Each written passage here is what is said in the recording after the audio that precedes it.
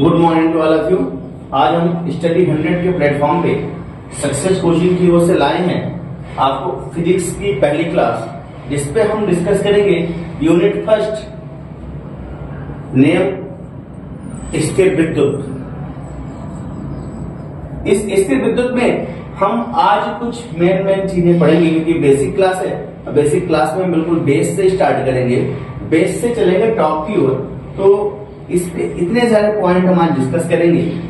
पहला पॉइंट है हमारा घर्षण विद्युत, दूसरा पॉइंट है विद्युन्मय या आवेशित, तीसरा है स्थिर विद्युत, चौथा है धन तथा ऋणावेश, पांचवा है बद्ध इलेक्ट्रॉन।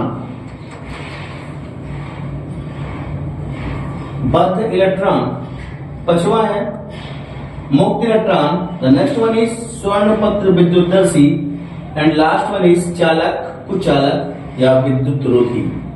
तो इस चैप्टर को स्टार्ट करने से पहले हमें आवश्यक है जानना कि विद्युत क्या है। विद्युत हम सबने महसूस किए हैं, झटके महसूस किए हैं, अधिकांश लोगों ने किए होंगे, आपने भी किए होंगे, मैंने तो कई बार खाया है।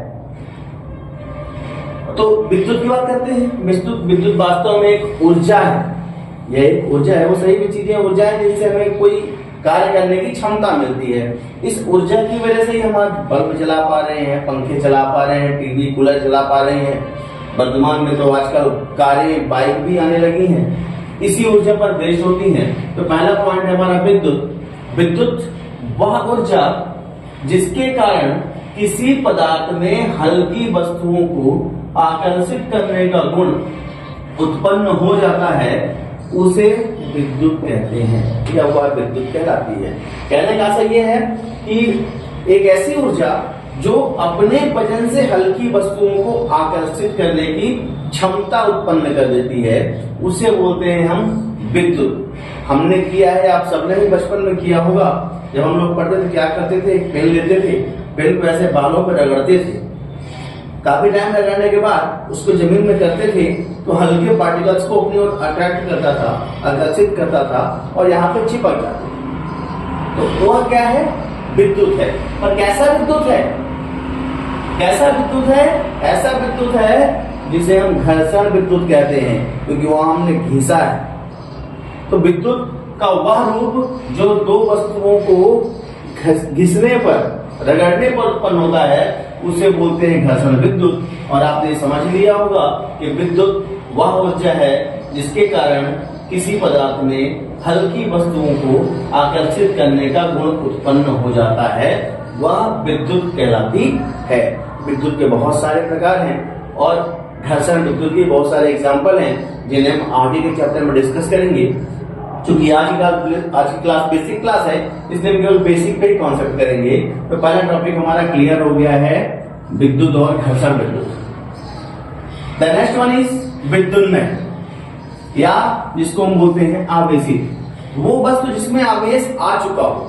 आवेश का आना का मतलब क्या होता है कि हल्की वस्तुओं को अपनी ओर आकर्षित करने का गुण। तो परिभाषा क्या बनती है कि जिस पदार्थ में हल्की वस्तुओं को आकर्षित करने का गुण उत्पन्न होता है, उसे विद्युन्मय या आवेशित कहा जाता है। यानी ऐसी वस्तुएं जिनको हमने आवेश दिया, विद्युत दिया, और उसकी वजह से वो हल्की वस्तुओं को अपनी ओर आकर्षित करने में कैपेबल हो जाती हैं, सक्षम हो जाती हैं, उसे हम बोलते हैं विद्युन्मय या आवेशित कहा जाता है। अगला टॉपिक है स्थिर विद्युत। स्थिर विद्युत क्या है? अभी हमने आपको बताया कि जब किसी वस्तु में या पदार्थ में हल्की वस्तुओं को आकर्षित करने को उत्पन्न हो जाता है, तो उसे हम बोलते हैं विद्युत। अब यदि उस पदार्थ में जो गुण उत्पन्न हुआ है, जो विद्युत उत्पन्न हुई है, उसे अगर बहने ना दिया जाए, रोक के रखा जाए उसके फ्लो को, तो उसको हम बोलते हैं स्थिर विद्युत। क्या कहता है? यदि पदार्थ में उत्पन्न हुई इस विद्युत को स्थिर रखा जाए, अर्थात बहने ना दिया जाए, तो इसे स्थिर विद्युत कहते हैं। तो यहां पे एक नोट आता है। नोट फर्स्ट क्या कहता है? यदि बहने ना दिया जाए तो स्थिर विद्युत है, और यदि इसे बहने दिया जाए तो धारा विद्युत। याद रखिएगा, अगर बहने ना दिया जाए तो स्थिर विद्युत, और अगर बहने दिया जाए तो धारा विद्युत। क्या कहता है? यदि किसी पदार्थ में उत्पन्न विद्युत को बहने दिया जाए तो उसे धारा विद्युत कहते हैं। फिर अगला नोट है हमारा, ध्यान रखने की जरूरत है कि केवल कुचालकों को ही आपस में रगड़ने पर घर्षण द्वारा आवेशित किया जा सकता है। किसे? याद रखिएगा, कुचालक। कुचालक पदार्थ वो पदार्थ होते हैं जिनमें विद्युत का प्रवाह नहीं होता, विद्युत के बहने के गुण नहीं पाए जाते। कुचालक को तीन कैटेगरी पदार्थ होते हैं, कुचालक, चालक, अर्धचालक। इसको हम आगे पढ़ेंगे। अभी बस ये जानिए कि केवल कुचालकों को ही रगड़ने पर यानी घर्षण कराने पर आवेशित हो सकते हैं या इनको किया जा सकता है। चालकों को इस विधि द्वारा, कौन सी विधि द्वारा? घर्षण के द्वारा आवेशित नहीं किया जा सकता। यदि गीले बालों पे हम कंघी करते हैं तो उन पे कोई आवेश उत्पन्न नहीं होगा। क्यों नहीं होगा बेटा? यदि किसी जब बाल पे हम कंघा चलाते हैं तो कंघे पे कोई आवेश इसलिए नहीं आता क्योंकि गीले बाल जो होते हैं वो कैसे होते हैं? सुचालक होते हैं। और अभी मैंने क्या बताया कि केवल कुचालकों को ही घर्षण द्वारा आवेशित किया जा सकता है, चालकों को नहीं, यानी सुचालकों को नहीं। और जो गीले बाल होते हैं हमारे वो सुचालक होते हैं क्योंकि पानी से भरे होते हैं और पानी विद्युत का चालक है। अगला टॉपिक है धनावेश एवं ऋणावेश। तो 18वीं शताब्दी में बेंजामिन फ्रैंकलिन, कब? 18वीं शताब्दी में बेंजामिन फ्रैंकलिन ने सबसे पहले आवेश की खोज की, आवेश की घटना का अध्ययन किया। उन्होंने क्या किया? उन्होंने एक कांच की छड़ ली, उन्होंने कांच की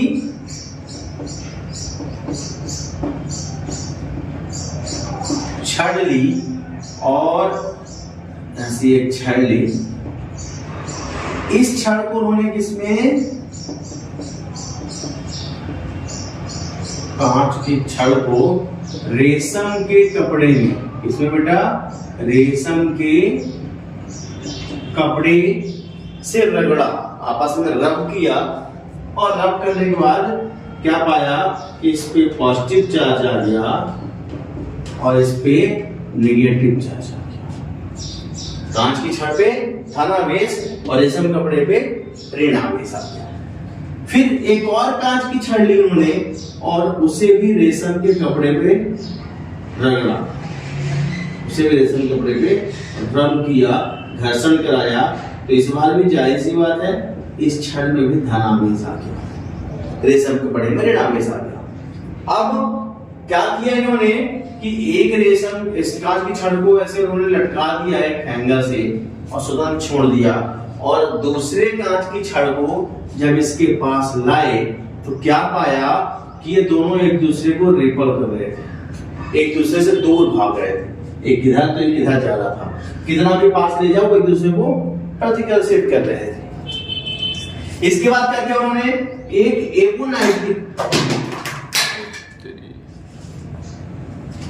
एवोनाइट की छड़ ली और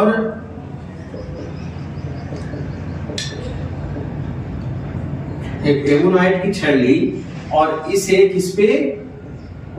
फर, जिसको आजकल हम वेलवेट बोलते हैं, या बिल्ली की खाल पे, या बिल्ली की खाल पे रब कराया, रगड़ा। तो क्या पाया कि इस बार एवोनाइट की छड़ पे ऋणावेश आया और इस फर या बिल्ली की खाल पे धनावेश प्रेरित हो गया, उत्पन्न हो गया। अब दोबारा क्या किया, फिर से उन्होंने एक एबोनाइट की छड़ ली और इस एबोनाइट की छड़ को फिर से वही बिल्ली की खाल या फल के कपड़े पर रगड़ा। इस बार भी छड़ पे आ गया रेनावेश और प्रेरण की वजह से इस पे आ गया धनावेश। फिर सेम एग्जांपल, सेम प्रयोग क्या किया इन्होंने, इस बार भी एबोनाइट के दोनों छड़ों को जब आपस में लाए तो क्या पाया कि दोनों एक दूसरे को रिपल कर रही थी, प्रतिकर्षित कर रही थी। इसके बाद क्या किया उन्होंने कि इस कांच की छड़ और एबोनाइट की छड़ को एक दूसरे के पास लाया तो क्या पाया कि ये दोनों ने फटाक से एक दूसरे को अट्रैक्ट कर लिया और एक दूसरे से चिपक गए। इसके आधार पर निष्कर्ष निकाला, क्या निकाला गया, इसको अच्छे से याद रखिएगा, ये आपके पेपर में ऑब्जेक्टिव्स के रूप में जरूर आता है। क्या कि समान या सजातीय आवेशों में प्रतिकर्षण होता है। क्या समान या सजातीय आवेशों में प्रतिकर्षण होता है, मतलब अगर प्लस और प्लस को पास में लाएंगे तो वो प्रतिकर्षित करेंगे, माइनस और माइनस को पास में लाएंगे तो ये भी एक दूसरे को प्रतिकर्षित करेंगे, यानी एक दूसरे से दूर जाएंगे। दूसरा, यदि विजातीय, विजाति का मतलब दो अलग अलग जातियों की, विजाति या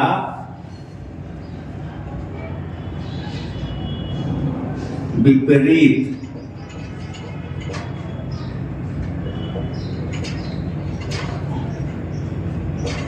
आवेशों में आकर्षण होता है।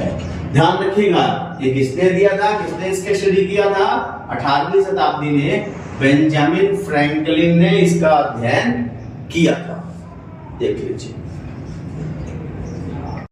ओके, बेंजामिन फ्रैंकलिन के द्वारा जो खोजें की गई उन पर किस वस्तु पे घर्षण करने के बाद कौन सा आवेश जनरेट होता है, इसकी एक छोटी सी टेबल है, आप इसको देख लें और नोट कर लें।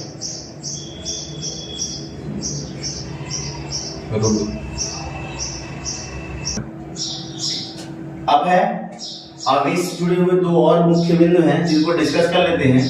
पहला है बद्ध इलेक्ट्रॉन और दूसरा है मुक्त इलेक्ट्रॉन, जिसको हम सब कई बार सुनते हैं, पर जब इनकी परिभाषा की बात आती कोई पूछता है तो हम ऐसे मुंह में सब ही नहीं, हम समझते तो है लेकिन एक्सप्रेस नहीं कर पाते हैं। तो आज हम उनको भी देख लेंगे। बद्ध इलेक्ट्रॉन, सपोज कीजिए यहाँ पे हमारा परमाणु का नाभिक है। आप लोग कमेंट में बताइएगा कि नाभिक की खोज किसने की थी और इस पे कौन सा आवेश होता है, कमेंट में आप जरूर बताइएगा।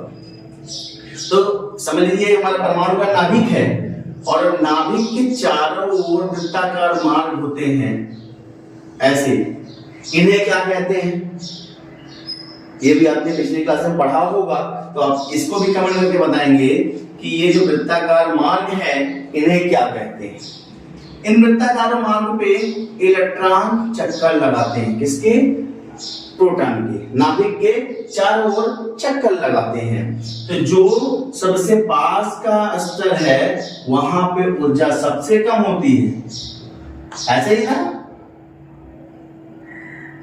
और जो दूर का वहां पर ऊर्जा सबसे अधिक होती है, ऐसा ही ना, श्योर। जैसे जैसे ये ऊर्जा पाते जाएंगे वैसे वैसे ये दूर निकलते जाएंगे। पास में यहाँ पे जो इलेक्ट्रॉन है इसका नाभिक से आकर्षण बल सबसे मजबूत होता है। अगर हम आपके हाथ में कांच की बंडी दे दें और आपसे मुट्ठी बंद करवा दें, फिर दूसरे को बोले छुड़ाओ, तो उसको काफी मशक्कत करनी पड़ेगी। उसके बाद मैंने आपके हाथ में क्रिकेट की बॉल दे दी, बोला अब छुड़ाओ, इस बार छुड़ाना थोड़ा सा आसान होगा। अगली बार मैंने आपके हाथ में फुटबॉल दे दी और दूसरे को बोला छुड़ाओ, तो छुड़ाना और आसान होगा। अनेक टाइम आपके हाथ में वाटर पोलो दे दी है और बोले छुड़ाओ, तो आप बस हाथ मारोगे तो जंप कर जाएगी। तो कहने का मतलब यह है कि इलेक्ट्रॉन नाभिक से जितना ज्यादा दूर होगा उनके मध्य की बंध दूरी उतनी ज्यादा होगी, परिणाम स्वरूप बंध दुर्बल होता जाएगा। तो जो इलेक्ट्रॉन नाभिक के पास है और नाभिक से मजबूत आकर्षण बल के द्वारा बंधा होता है उसे बोलते हैं बद्ध इलेक्ट्रॉन। और जो सबसे दूर इलेक्ट्रॉन होते हैं जिनके पास नाभिक यानी प्रोटॉन से बंधने की जो क्षमता होती है, बंधने की जो ताकत होती है वो सबसे कम होती है, दुर्बल होती है, इनको जरा सा ऊर्जा मिली नहीं कि ये परमाणु को छोड़ के चले जाते हैं, उन्हें बोलते हैं मुक्त इलेक्ट्रॉन। परिभाषा देख लेते हैं, आई होप समझ में आ गया होगा। जो इलेक्ट्रॉन नाभिक के पास में है यानी मजबूत बंध से बंधे हैं वो कहलाते हैं बद्ध इलेक्ट्रॉन। और जो सबसे दूर की कक्षा यानी यहाँ पे आपने पढ़ा होगा कि L, M और N पढ़ा होगा, जो सबसे दूर की कक्षा में इलेक्ट्रॉन होते हैं जो नाभिक के चारों चक्कर लगा रहे होते हैं वो उनका बंध बहुत कमजोर होता है, ये दुर्बल बंध से बंधे होते हैं। थोड़ी सी ऊर्जा मिलते ही वो परमाणु को छोड़ के चले जाते हैं, उन्हें बोलते हैं मुक्त इलेक्ट्रॉन। परिभाषा देखें, वे इलेक्ट्रॉन जो परमाणु में नाभिक के निकट की कक्षाओं में भ्रमण करते हैं बद्ध इलेक्ट्रॉन कहलाते हैं, क्योंकि ये इलेक्ट्रॉन नाभिक से तीव्र आकर्षण, पॉइंट टू बी नोटेड, तीव्र आकर्षण बल द्वारा बंधे होते हैं। बात समझ में आ गई। दूसरा मुक्त इलेक्ट्रॉन, वे इलेक्ट्रॉन जो नाभिक से दूर सबसे बाहरी कक्षा में यानी कहां पे N में सबसे बाहरी कक्षा में होते हैं, नाभिक से अपेक्षाकृत क्षीण यानी कि दुर्बल, कमजोर, तो क्षीण आकर्षण बल से बंधे होते हैं और अल्प ऊर्जा पाकर परमाणु से अलग हो जाते हैं, उन्हें हम कहते हैं मुक्त इलेक्ट्रॉन। बात समझ में आ गई होगी। आपने पढ़ाई होगा कि जब बात करते हैं परमाणु की तो क्या पढ़ते हैं हम कि सबसे छोटा इकाई कौन सी हो गई, परमाणु। परमाणु जब मिलते हैं तो बनता है अणु, जब अणु मिलते हैं तो बनता है तत्व, और तत्व से मिलकर बनता है यौगिक, और यौगिक से मिलकर बनता है मिश्रण। तो चूंकि ये 11th चीज है तो आप पीछे की वीडियो देख लेंगे, 11th क्लास वाली वीडियो आप देख लेंगे तो वहां आपको इसका डिटेल मिल जाएगा। इसके बाद भी छोटे कण होते हैं, परमाणु को एटम बोलते हैं। एटम दो वर्डों से मिलकर बना होता है, एटम आपका मतलब होता है डू नॉट, टम का मतलब होता है कट। इसे हम बहुत ज्यादा छोटा नहीं कर सकते, पर बाद में वैज्ञानिकों ने खोजा कि इनसे भी छोटे कण होते हैं लेकिन उनका अकेले कोई अस्तित्व नहीं होता है। और वो तीनों कौन कौन से होते हैं, इलेक्ट्रॉन, प्रोटॉन और न्यूट्रॉन। इनसे भी छोटे कण होते हैं, सबके 5 4 प्रकार के होते हैं इनके प्रकार, पर वो हमारे सिलेबस में नहीं है, वो आपको MSc में मिलता है, तो अभी यहाँ पे डिस्कस करने से कोई मतलब नहीं है। और 11th वाले वीडियो जो आप देखेंगे तो इनका आपको ब्रॉड नॉलेज मिल जाएगा, इनका ब्रॉड डिस्क्रिप्शन मिल जाएगा आपको कि ये क्या है, इनकी खोज किसने की थी, नोट कर लीजिए। तीन मुख्य बिंदु हैं, इनको भी नोट कर लेते हैं। क्या कहता है समझते हैं। जिस वस्तु से इलेक्ट्रॉन दूसरी वस्तु में जाते वह इलेक्ट्रॉनों की कमी के कारण धनावेशित हो जाता है। अच्छा, हम क्या समझते हैं कि धनावेशित होने का मतलब ये हुआ कि इसमें धनावेश ज्यादा आ गए। नॉर्मली हमारे दिमाग में आता है धनावेशित का मतलब ये होता है कि उसके बाद धनावेश ज्यादा आ गए। नहीं बेटा, धनावेश नहीं आते हैं, इलेक्ट्रॉनों की कमी हो जाती है। जब इलेक्ट्रॉन कम हो जाएंगे धन अपने आप बढ़ जाएंगे। दूसरा जिस वस्तु में इलेक्ट्रॉन दूसरी वस्तु से आते हैं वह इलेक्ट्रॉनों की अधिकता के कारण ऋणावेशित हो जाते हैं। अगर इलेक्ट्रॉन कम हो गए तो क्या हो गया, वो धनावेशित हो गया। अगर इलेक्ट्रॉन और ज्यादा आ गए तो ऋणावेशित हो गया।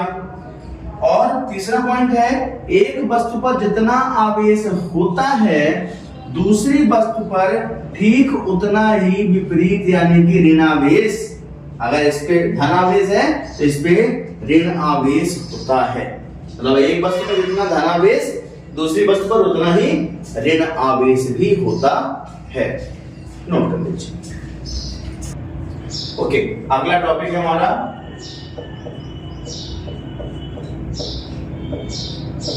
स्वर्णपत्र विद्युत दर्शी। स्वर्णपत्र विद्युतदर्शी में कांच का एक बॉटल होता है। इस बॉटल के ऊपर यहाँ पर एक कुचालक ढक्कन लगा होता है। अच्छा, इसका काम क्या, पहले ये जान लें कि किसी वस्तु पर आवेश है या नहीं है, और अगर है तो कौन सा आवेश है, उसकी प्रकृति क्या है, धनावेश है या ऋण आवेश है। इसका पता लगाने के लिए इस उपकरण का हम उपयोग करते हैं। इसको बोलते हैं स्वर्णपत्र विद्युतदर्शी। इसमें इसका वर्णन इस प्रकार है, ये कांच का एक बॉटल होता है, इसके मुहाने पे, मुंह पे एक कुचालक ढक्कन लगा होता है। फिर इसके ऊपर पीतल की एक छड़ गई होती है, अंदर के पीतल की एक छड़ है, पीतल की एक छड़ है, और यहाँ पे ऊपर पीतल की ही एक प्लेट यानी कि चकती लगी होती है। फिर इस पीतल की छड़ पर हम सोने की 2 पन्नियां बांध देते हैं, ऐसे शेप में सोने की 2 पन्नियों को बांध देते हैं। फिर लिखा हुआ ये कांच की बोतल है, ये हमारा पीतल की कुचालक ढक्कन है, फिर ये पीतल की एक चक्की है, और इस चक्की से जुड़ा हुआ पीतल का एक छड़ है, इसमें हमने बांध दिया है सोने की 2 पन्नियां यानी कि पत्र। फिर इस कांच के अंदर हम जोड़ देते हैं, इसमें बांध देते हैं एक साइड या कि दोनों साइड, कुछ जगह एक साइड कुछ जगह दोनों साइड, ये आपका डिपेंड करता है। धातु की, किसी भी धातु की पन्नी हम यहाँ पे लगा देते हैं और इसका संपर्क हम करा देते हैं पृथ्वी से। ऐसा कराने से, ये पन्नियों को लगाना और संपर्क, भू संपर्क में क्या महत्व है, तो इसको लगाने से इस उपकरण की सुग्राहिता बढ़ जाती है। सुग्राहिता का क्या मान है, सुग्राहिता का मतलब होता है किसी मान को ज्यादा से ज्यादा, आपने 11 में पढ़ा होगा यथार्थता की सीमा, यथार्थ अंक। तो सुग्राहिता का मतलब होता है कि उसकी यथार्थता का मान बढ़ जाए। तो ऐसा करने से, पन्नी लगाने से और यह अर्थिंग करने से, भू संपर्क का मतलब होता है अर्थिंग। आपने सुना होगा हर उपकरण में अर्थिंग होती है, घरों में अर्थिंग होती है, ताकि अगर बाई चांस कभी कोई आवेश लीक हो जाए तो हमारे घर पे नुकसान न पहुंचाए, क्षति न पहुंचाए, वो सीधा इस वायर से होता हुआ कहां चला जाता है, ग्राउंड पे। अच्छा, ग्राउंड पे क्यों चला जाता है ये हम पढ़ेंगे आगे विभव वाले पार्ट में। पृथ्वी का विभव हम शून्य मानते हैं, इसलिए सारा आवेश कहां चला जाता है, शून्य की ओर, क्योंकि आवेश का जो नेचर होता है वो हमेशा, उसका जो फ्लो होता है मैक्सिमम से मिनिमम की ओर होता है, और मिनिमम यानी शून्य। ठीक है, तो भू संपर्कित करने से ये होता है कि इसका उपकरण की सुग्राहिता बढ़ जाती है। अब क्या करना है, जिस धातु या जिस वस्तु पर हमको आवेश का पता लगाना है कि इस पर आवेश है या नहीं है, और है तो कौन सा है, उसको हम या तो इस चक्ती के ऊपर रखते हैं या तो चक्ती को बिना छुए इसके पास रखते हैं। पास रखने पर क्या होगा, जब यहां से आवेश होगा तो प्रेरण की वजह से आवेश यहां पे आएगा और इन पन्नियों पे कोई न कोई एक रिएक्शन देगा, कोई न कोई एक प्रतिक्रिया उत्पन्न करेगा। उस प्रतिक्रिया से हमको पता चल जाएगा कि इस पे कौन सा आवेश है और आवेश है भी या नहीं भी। ये हमने जनरली आपको समझा दिया है। अगर आपको इसकी नोट्स लेना है, हम जो पढ़ा रहे हैं हर लेक्चर का, हर चैप्टर वाइज आपको नोट्स मिलेगा हमारे टेलीग्राम के चैनल पे। टेलीग्राम चैनल की लिंक हम आपको नीचे डाल देंगे, आप वहां से हर चैप्टर वाइज सारे नोट्स आप मिल जाएंगे, आप वहां से डाउनलोड कर लें, उसको प्रिंट आउट रख लें और उसको पढ़ाई करें। हम आपको सिलेबस के साथ साथ डाउट्स और आपको नोट्स भी प्रोवाइड कराएंगे जो हमारे चैनल पे आपको मिल जाएगा। उसके लिए लिंक हम नीचे दे देंगे, इसका भी नोट्स आपको वहीं मिलेगा। अभी हम आपको एक टेबल बना के देते हैं, उस टेबल से आपको ये मालूम चलेगा कि अगर पन्नियों में फैलाव हो रहा है तो कौन सा आवेश है, नहीं हो रहा है तो कौन सा आवेश है, आवेश है या नहीं है, इसकी एक छोटी सी टेबल है, देखते हैं उसको। स्टार्ट। ये रही टेबल, इसकी आप स्क्रीनशॉट ले लीजिए। ये अनावेशित, धनावेशित और ऋणावेशित फिर क्या क्या होता है। अगर ये एक्शन आया तो ये रिस्पॉन्स मिलेगा, ये ऐसा हुआ तो ये रिस्पॉन्स मिलेगा।